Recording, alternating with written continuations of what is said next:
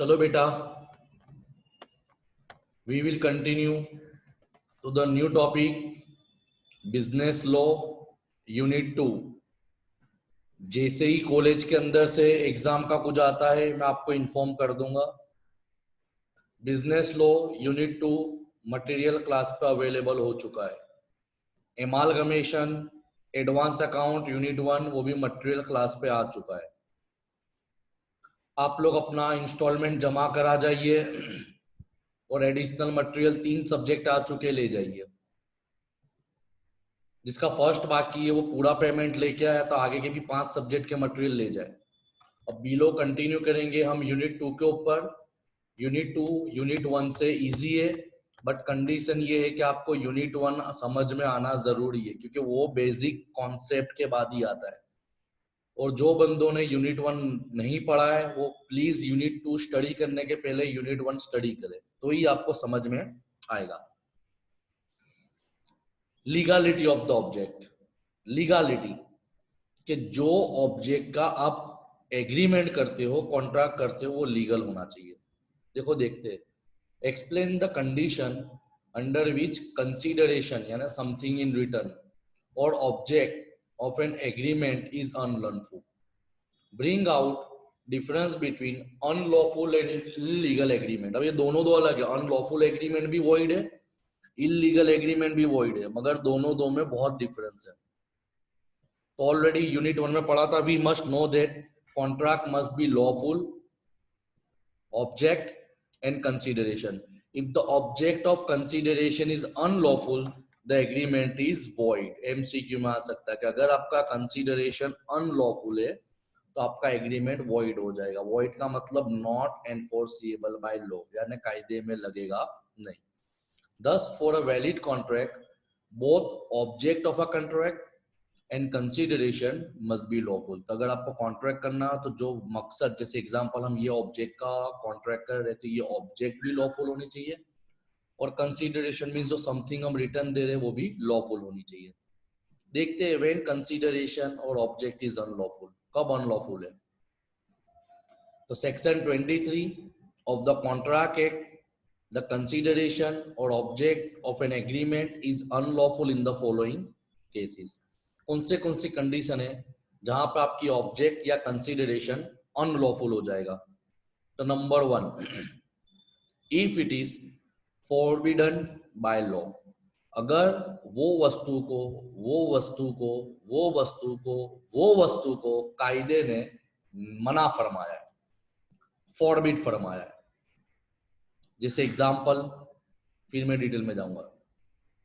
मैं कोई government officer को ब्राइब देता हूं, ब्राइब मींस रिश्वत देता हूं, रिश्वत, कायदा गलत बोलता है, ऑटोमेटिकली कॉन्ट्रैक्ट गलत हो जाएगा। देखो वही लिखा है, इफ द ऑब्जेक्ट और consideration of an agreement is to perform an act which is forbidden by law, the agreement is void. Example, agreement to offer a government service, government servants again payment of 20,000।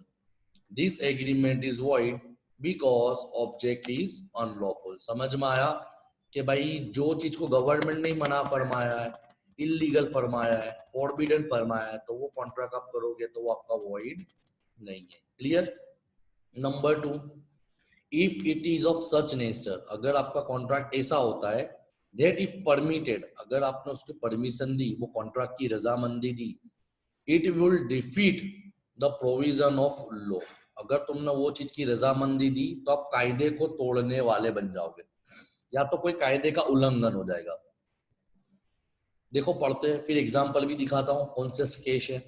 If the object और consideration of agreement is such that it will defeat provision of any law. अगर company या कायदे का, government के rules का कोई भी कायदे का उल्लंघन होता है, द एग्रीमेंट इज वॉइड। भले वो 2 जन करे या 2 से ज्यादा लोग मिलके करें। That is when 2 or more person agree to defeat provision of any law and it contain unlawful object, the agreement is void। Example, an agreement by debtor not to raise plea of limitation is void। Case Ramamurthy versus Gopayya, 1912 में ये case हुआ था। जहां पे plaintiff ने क्या बताया था एक लेटर के जरिए, कि जैसे एग्जाम्पल के तौर पे मैं समझाऊं तुमको तुम्हारी लैंग्वेज में कि भाई मेरे आपके पास से 8,000 रुपए लेने हैं। कितने रुपए लेने हैं? 8,000 रुपए, यानी मेरे डेटर कितने का है? 8,000 का। तो मैंने केस करा कि भाई पेमेंट नहीं कर रहा है, मुझे 8,000 नहीं 12,000 लेने। तो कॉमन अपना एग्रीमेंट कितने का था? 8,000। मैंने तोड़ दिया ना कायदे को कि 8,000 है तो मैं ज्यादा नहीं मांग सकता।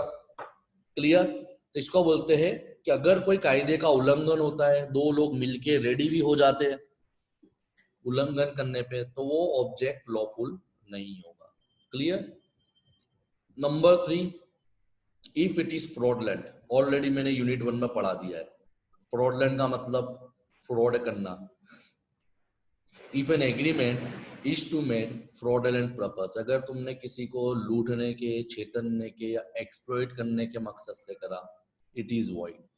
If two or more person decide to obtain monetary फायदा gain by committing fraud on third person, then the object of the agreement is unlawful and it is void. Already अपने यूनिट 1 में पढ़ चुके हैं, fraud is void. Void means पहले से ही गलत है, क्योंकि तुम्हारा इंटेंशन ही गलत था। Example, A and B agree to divide the gain raised by them out of fraud. बहुत अच्छी चीज है। फ्रॉड करके मैंने 2 लाख रुपए कमाए, तो मैंने क्या बोला? 50,000 तू रख, 50,000 तू रख, 1 लाख में रखता हूँ। भाई ये डिवीजन हुआ। डिवीजन तो मैंने लीगली करा कि भाई 25% तेरा, 25% तेरा, 50% मेरा, मगर ये डिवीजन भी इलीगल हो गया, अनलॉफुल हो गया। क्यों? क्योंकि जो मैंने 2 लाख रुपए कमाए वो इलीगली नहीं कमाए, मैंने फ्रॉड करके कमाए। क्या करके कमाए? फ्रॉड। तो ये ऑब्जेक्ट भी अनलॉफुल हो गया। समझ में आया 3 पॉइंट?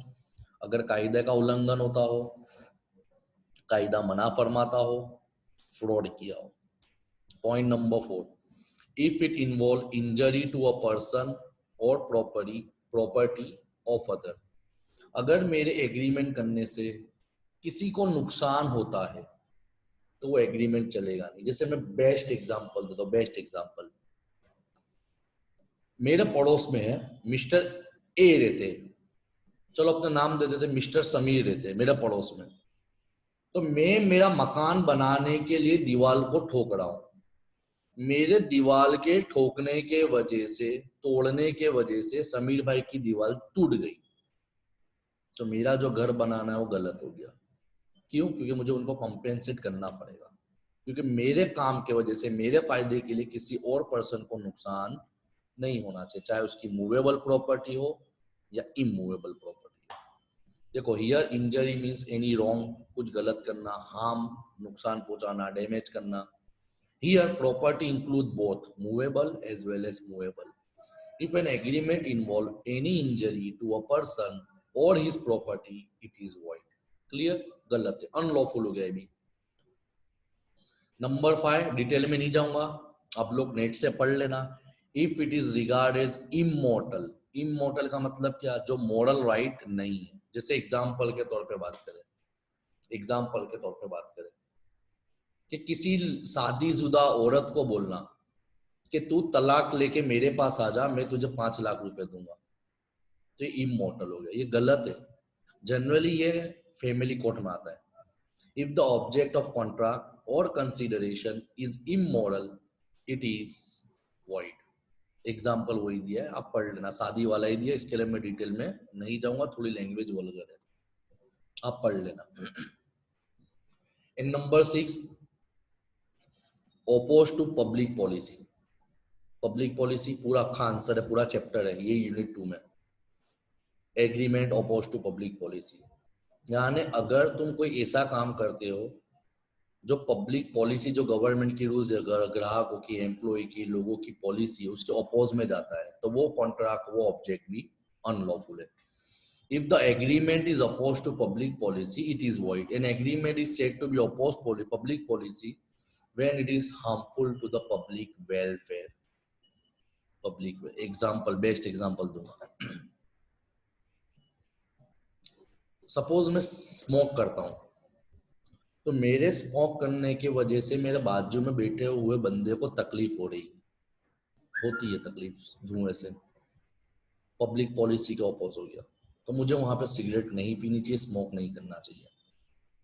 समझ में आया? Agreement of creating monopolies is void. ये भी पब्लिक मोनोपोली बना ली हमने, अब क्या करेंगे, पब्लिक को लूट ही रहे ना, है ना। पब्लिक के वेलफेयर के अपोज जाना, उसको अनलॉफुल बताया। खबर पड़ी अनलॉफुल क्या है? अब देखते क्वेश्चन नंबर 2 इसमें ही है। What is the difference between unlawful agreement and illegal? Basically दोनों दो वॉइड है, यानी कोई कॉन्ट्रैक्ट बनेगा ही नहीं, पहले से ही तुम्हारा कॉन्ट्रैक्ट गलत हो गया, चाहे अनलॉफुल एग्रीमेंट हो चाहे इलीगल एग्रीमेंट हो। मगर दोनों में थोड़ा माइनर डिफरेंस है, देखते हैं।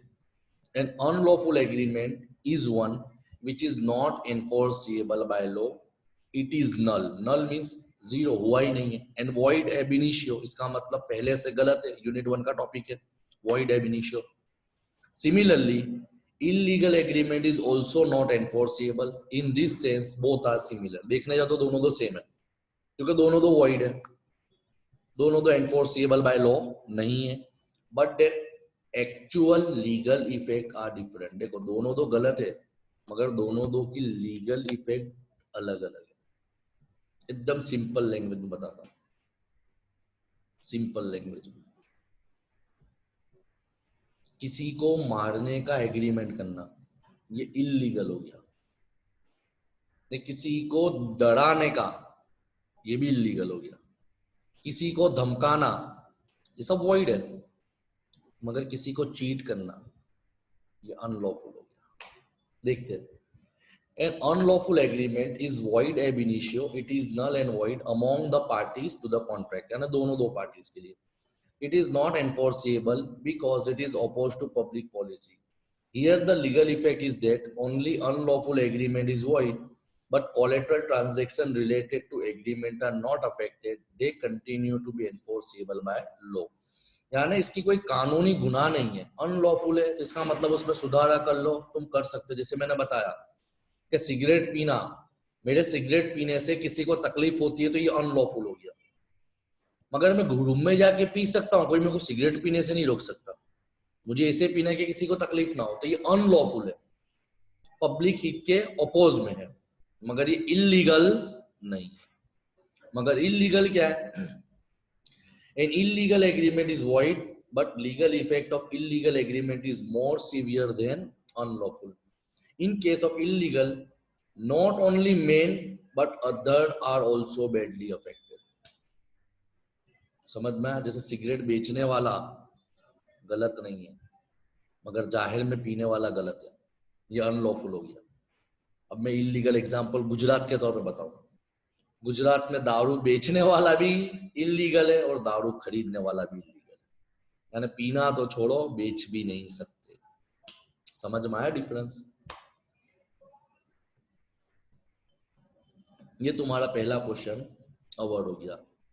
Question number 2, right a short note on agreement restraining trade. Restraining का मतलब रोकना, ट्रेड यानी व्यापार, किसी को काम करने से, किसी को काम करने से, किसी को काम करने से रोकने का एग्रीमेंट। समझ में आया?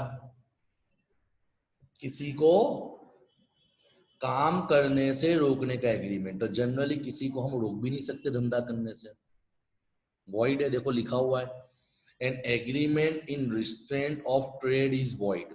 किसी को तुम रोक नहीं सकते व्यापार करने से, लिखा हुआ ना, ट्रेड यानी व्यापार। Explain this rule with exception if any. हाँ, मगर ऐसे कोई एक्सेप्शन है, अपवाद है, जहां पे मैं किसी को रोक सकता हूं। तो जनरल तौर पे किसी को धंधा करने से रोकना, धंधा नहीं करने देना, ये वॉइड है, गलत है। मगर 3-4 कंडीशन ऐसी है जहां तुम किसी को चाहो तो थाम सकते हो, रोक सकते हो, उसको बोलते हैं एक्सेप्शन। देखते हैं। According to section 27 of the Indian Contract Act, agreement which restrain from anyone from exercising a lawful possession, profession हो, lawful business हो, lawful व्यापार हो गया, any kind of, is void। यानी कायदा क्या बोलता है? कोई लॉफुल बिजनेस करता हो, लॉफुल धंधा करता हो, कायदे में देखिए जो काम करता हो, तो उसको काम करने से रोकना, उसको धंधा करने से रोकना वॉइड है। 10 डेफिनेशन इजी लैंग्वेज में, an agreement which prevent a person from entering into any lawful trade, profession or vocation is known as agreement in restraint of trade and such agreement is void. ये सब agreement कैसे हो गए? Void हो गए. Void means गलत हो गए. एग्जाम्पल बहुत अच्छा दिया, बहुत अच्छा एग्जाम्पल दिया, तुम पढ़ो ऑटोमेटिक समझ में आ जाएगा. Suppose A, the owner of hotel quality, agree to give 10,000 to B if B will not open his new hotel in the area of Sayajiganj. Such agreement is restraint of trade, so it is void and it is not enforceable by law. Example में practical बताता हूँ. मेरे सामने मिनाज भाई ने tuition class चालू करने का सोचा, तो मैंने मिनाज भाई को बुला लिया, भाई 20,000 रुपए पकड़, तेरे ट्यूशन खुलने का नहीं. अब समझना, प्रैक्टिकल कायदे के साथ बताता हूँ, रूल्स के साथ बताता हूँ. मीनाज भाई ने क्या बोला? 20,000 तो ले लिए. हाँ सर, मैं तौसीफ भाई तुम्हारे क्लास के सामने क्लास नहीं खोलूंगा. 20,000 रुपए ले लिए, तब 5 दिन बाद ट्यूशन चालू कर दिया. मैंने उस पर केस करा. मैंने केस करा कोर्ट में कि भाई मीनाज भाई, हमने बोला था, आपने 20,000 रुपए लिए कि आप मेरे सामने क्लास खोलोगे नहीं. तो मीनाज भाई बोलेंगे भाई लिए थे. मगर मीनाज भाई का वकील क्या बोलेगा? तौसीफ सर, आप किसी को धंधा करने से नहीं रोक सकते. क्लियर? इसका मतलब मेरे 20,000 भी गए और मीनाज भाई ने ट्यूशन भी चालू कर. खबर पड़ी? यानी किसी को रोकना वॉइड है. कोई केस नहीं बनेगा ना, एग्रीमेंट ही नहीं हुआ. वॉइड का मतलब क्या? पहले से ही गलत है. However, there are certain type of agreement in which main purpose is to place certain restriction on the activity and such agreement are valid, not void. समझ में आया? मगर कितने ऑप्शन ऐसे है, कितनी शर्तें ऐसी है, कितनी जगह ऐसे है. कायदे ने अमुक जगह भी आपको बेनिफिट तो दिया, नुकसान तो मगर बेनिफिट भी है. ये कितनी शर्तें ऐसी है जहां तुम किसी को रोक सकते हो कि तू धंधा मत कर, करेगा तो मैं केस करूंगा. नो, केस वैलिड होगा. कौन से? तो देखते. Number 1, sale of goodwill. Sale of goodwill का मतलब क्या? एग्जाम्पल पे समझना.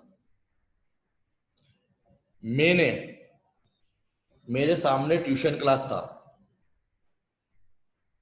AB limited, AB classes. तो मैंने एबी क्लासेस परचेस कंसीडरेशन खरीदा, 5 लाख में खरीदा, मगर साथ में मैंने 50,000 एक्स्ट्रा दिए गुडविल के तौर पे कि सर आपसे ये क्लास मेरा, ये क्लास का नाम मेरा, क्लास की फैसिलिटी मेरी, सब कुछ मेरा, अब आपका इससे कुछ देना देना नहीं है. यानी मैंने सामने वाले का बिजनेस विद गुडविल परचेस किया है. तो अब मैं उसको रोक सकता हूं, भाई तू ये एरिया में चालू नहीं करेगा, ये नाम पे चालू नहीं करेगा. वैलिड है. देखो लिखा हुआ, a seller of a business may agree with the buyer, the seller of a business यानी with goodwill बेचाओ तो, he will not carry similar business, same business नहीं चालू करेगा, विद इन लोकल लिमिट. मैंने बोला तू बाहर जाके चालू करना, ये पट्टे में नहीं करेगा. so as long buyer carry on the business under the same title. जब तक मैं तेरे नाम पे क्लास चलाता हूँ, जैसे मैंने एबी क्लासेस के नाम से ही क्लास चलाया, तो भाई आजवा रोड पे एबी के नाम से तू नहीं, हाँ दूसरा कोई का मतलब नहीं, तू नहीं खोल सकता, तेरा कोई इन्वॉल्वमेंट नहीं होना चाहिए. क्लियर? तो ये वैलिड है, यहाँ पे रोकना वैलिड है. दूसरा होता पार्टनर्स एग्रीमेंट. पार्टनरशिप डीड पड़ा हुआ है कि फॉलोइंग केसेस पार्टनर में prevent from doing similar business. Partner रोक सकते हैं ना, क्योंकि जैसे सपोज हम 3 टीचर मिलकर ट्यूशन चला रहे हैं पार्टनरशिप में, तो कॉमन है पार्टनरशिप रूल्स क्या बोलता है कि दूसरे पार्टनर है ना, हम तीन पर्सनली ट्यूशन क्लास को नहीं चला सकते. इसके अलावा हम कोई भी बिजनेस करेंगे मगर हम ट्यूशन क्लास नहीं चला सकते. जैसा आता है active partner. According to provision of act, a partner में agree not to carry on any other business so long as he is a partner. अब यहाँ कैरी ऑन अ बिजनेस का मतलब सेम बिजनेस की बात चल रही है, अलग बिजनेस कर सकता हूं मैं. क्लियर? आउटगोइंग पार्टनर, अगर कोई पार्टनर रिटायर होता है या मर जाता है, मर जाएगा तो बचेगा नहीं, मगर रिटायर होता है या छोड़ देता है तो भी हम उसको ऊपर कंडीशन डालेंगे. एन आउटगोइंग पार्टनर में agree with his partner not to carry on a business similar to that firm within specific period और स्पेसिफिक टाइम. आ गया ना, लिमिट के अंदर, उसके बाहर कर, क्योंकि हमारे को अफेक्ट नहीं होना चाहिए, क्योंकि हम लोग पार्टनर्स है। पार्टनरशिप ने भी कुछ ना कुछ रूल्स एंड रेगुलेशन तैयार किए है। तीसरा आता है partner before dissolution of firm. At the time of dissolution, all or some partner may agree not to carry similar business within specific area. धंधा बंद करते तो विसर्जन करने का मकसद क्या, धंधा बंद कर दो तो नक्की करे जाता है कि भाई ये धंधा बंद करे तो कोई पार्टनर ऐसा धंधा चालू नहीं करेगा विद इन अ लिमिट, बाहर जाके कर सकते हैं। ये सब लिमिटेशन आते हैं, सेम डिसोल्यूशन जरूरत नहीं है। Partner on sale of goodwill बहुत बड़ी चीज है, जैसे मैंने ऊपर बताया, at the time of sale of goodwill of a firm a partner में एग्री विद बायर, बायर खरीदार के, not to carry any business within specific area और स्पेसिफिक पीरियड।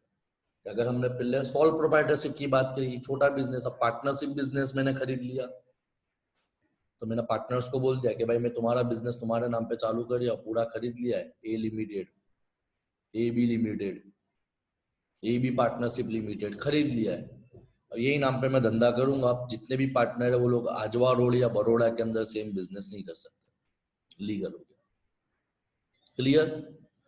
तीसरा पॉइंट आता है trade combination. Already FI BCom में, SPB में आप लोगों ने पढ़ा था कॉम्बिनेशन।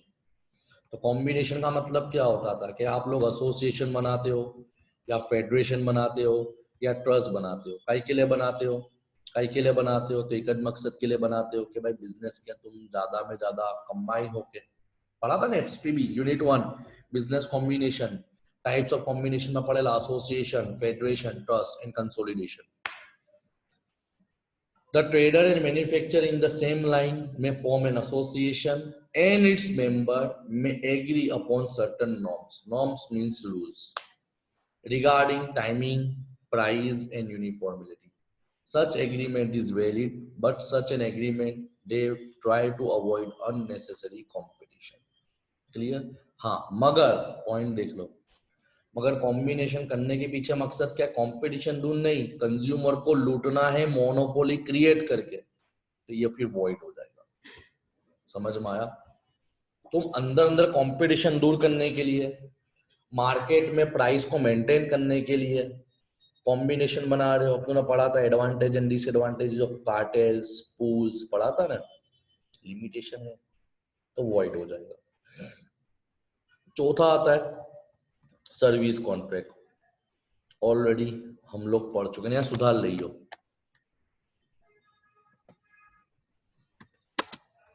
ये वर्सेस है,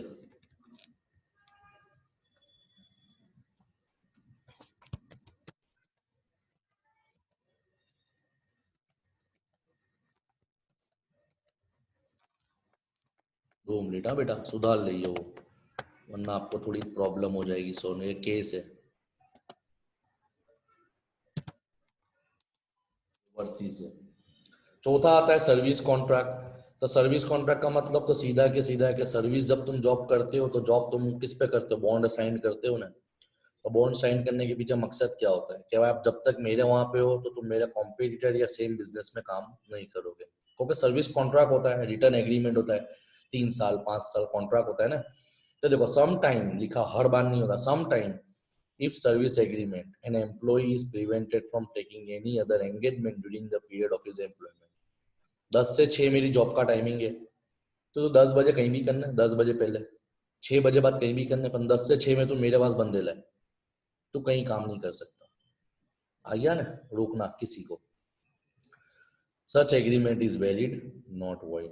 But when agreement prevent the employee for accepting other job even after termination, it is void। मगर तू जॉब छोड़ देता है, कॉन्ट्रैक्ट खत्म हो जाता है, उसके बाद में फोर्स नहीं कर सकता। क्लियर। उसके बाद आता है agreement by sole selling agent, sole selling agent. Clear. Such agreement, in such agreement a selling agent may agree not to sell the product of any other person or company। such agreement is valid in the eyes of law। जैसे example के तौर पर मैंने McDonald की franchise ली है, McDonald, तो McDonald के साथ मैंने कुछ टर्म्स नक्की किए। तो मैं मैकडोनल्ड के अंदर पिज्जा हट, डोमिनोज के प्रोडक्ट नहीं बेच सकता। समझ में आया? इसी तरह मैंने मेंस वेयर के अंदर ब्लू बुदा उसकी फ्रेंचाइजी ली है, तो वहां में फिर पुटॉन्स, रेमंड, रीड एंड टेलर नहीं बेच सकता। क्लियर? ये तुम्हारा पहला टॉपिक कवर हुआ। नेक्स्ट टाइम अपने देखेंगे अनलॉफुल एग्रीमेंट क्या है। अनलॉफुल एग्रीमेंट भी बता ही देता हूँ, छोटा सा ही है, ऑलरेडी पढ़ चुके। इलीगल पढ़ लेना आप लोग, illegal, immoral, opposed to public policy. Clear answer? Unlawful agreement है जो इलीगल भी एक जात का अनलॉफुल है, इमोरल मैंने हस्बैंड वाइफ वाला बताया, तो उसके बाद अपोज टू पब्लिक पॉलिसी यानी जो पब्लिक के लिए हार्मफुल है। क्लियर? नेक्स्ट टॉपिक अब यहाँ से चालू करेंगे। देखो आया ना, डिटेल में आते हैं, what are the agreement oppose to public policy. तो ये सब आंसर हम लोग नेक्स्ट टॉपिक में क्लियर करेंगे। क्लियर?